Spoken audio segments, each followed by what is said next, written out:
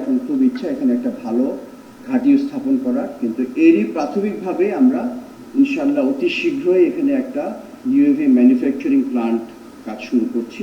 প্রায় 1 বছর আগে আমি বগুড়া এসেছিলাম এবং তখন এখানকার রানওয়ের অবস্থা খুব খারাপ ছিল এবং ইমিডিয়েটলি আমরা তখনকার জনপ্রশাসনকে সাথে নিয়ে এবং এখানকার যারা গণ্যমান্য ব্যক্তি আছেন সবাইকে আমরা সাথে নিয়ে এখানকার জন্য আমরা অতি দ্রুতভাবে আমাদের রানওয়ে মেরামত করেছি এবং আল্লাহর রহমতে এখানে ফ্লাইং ফিরে এসছে। এখানে ফ্লাইং বন্ধই হয়ে গিয়েছিল প্রায়। এখনও আমাদের সীমাবদ্ধতা রয়ে গেছে যে রানওয়ের দৈর্ঘ্যটা এখনও শর্ট। এই রানওয়েকে আমাদের মিনিমাম আরও 3000 ফিট বৃদ্ধি করতে হবে। তাহলেই আমরা আরও বড় ধরনের বিমান, শুধু বিমান বাহিনীর না, আমরা ইচ্ছা করলে বা আমরা যদি প্রয়োজন থাকে তাহলে আমরা এখানে ইনশাল্লাহ প্যাসেঞ্জার বিমান বা যে কোনো এয়ারলাইন্সের বিমান এখানে অবতরণ করতে পারবে এবং সেটা খুব ভালো কাজ হবে। আমরা এই ব্যাপারে অলরেডি আমি জানি যে আগের জনপ্রশাসন তাদের মাধ্যমে এই দাবিটা গিয়েছে, কিন্তু আমাদের সামনে আগামীতে নির্বাচন আসছে। বিভিন্ন কারণে, বিভিন্ন সীমাবদ্ধতার কারণে আমরা এর চেয়ে এগোতে পারিনি এর মধ্যে, কিন্তু আমার বিশ্বাস যে আগামী নির্বাচনের পরে নবনির্বাচিত সরকারের মাধ্যমে আমরা এটা আরও এগিয়ে নিয়ে যেতে পারবো। এখানে বলে রাখা খুবই জরুরি যে বগুড়া একটা আসলে ভূ রাজনৈতিকভাবে অত্যন্ত ইম্পর্টেন্ট একটা জায়গা। এটা আমাদের বাংলাদেশের অলমোস্ট একদম মধ্যখানে অবস্থিত। পুরো বাংলাদেশকে যদি ধরি তাহলে প্রায় মাঝামাঝি আমাদের এটা অবস্থিত এবং এখানে আমাদের অনেক আগে থেকেই বিমান বাহিনী, এখানে সেনাবাহিনীর বিরাট ক্যান্টনমেন্ট আছে, কিন্তু এই উত্তর অঞ্চলে বিমান বাহিনীর সেরকম কোনো ফুটেজ ছিল না, যেটা কিন্তু ঢাকা থেকে আমরা কন্ট্রোল করছিলাম।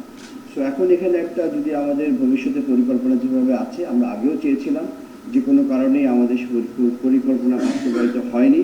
তো আমাদের এখন খুব ইচ্ছা এখানে একটা ভালো ঘাঁটি স্থাপন করার, কিন্তু এরই প্রাথমিকভাবে আমরা ইনশাআল্লাহ অতি শীঘ্রই এখানে একটা ইউএভি ম্যানুফ্যাকচারিং প্লান্ট কাজ শুরু করছি, যেটাতে আমাদের নিজস্ব সক্ষমতায় আমরা আগামীতে আমাদের নিজস্ব প্রযুক্তির মাধ্যমে এবং অবশ্যই বিদেশ থেকে প্রযুক্তি নিয়ে আসছি আমরা, সব মিলিয়ে আমরা নিজেরাই সক্ষম হব একটা ড্রোন বলছি না, আমি কিন্তু ইউএভি বলছি। there is a difference between UAV and drones.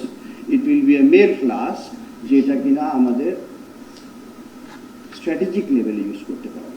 এটা অনেক বড় সক্ষম হবে। আমি ডিটেলস এখন যাচ্ছি না, কিন্তু যেইটা আমরা অনেক অনেক বৈদেশিক মুদ্রার বিনিময়ে কিনি, আমরা বিভিন্ন বাহিনী কিনছি, সেটা আমাদের নিজস্ব সক্ষমতা হয়ে যাবে এবং ইনশাল্লাহ আমরা আমাদের প্রযুক্তি দিয়ে ভবিষ্যতে এটাকে আরও উন্নত করতে পারবো এবং আমরা যার যার প্রয়োজন তাদেরকে সরবরাহ করতে পারবো।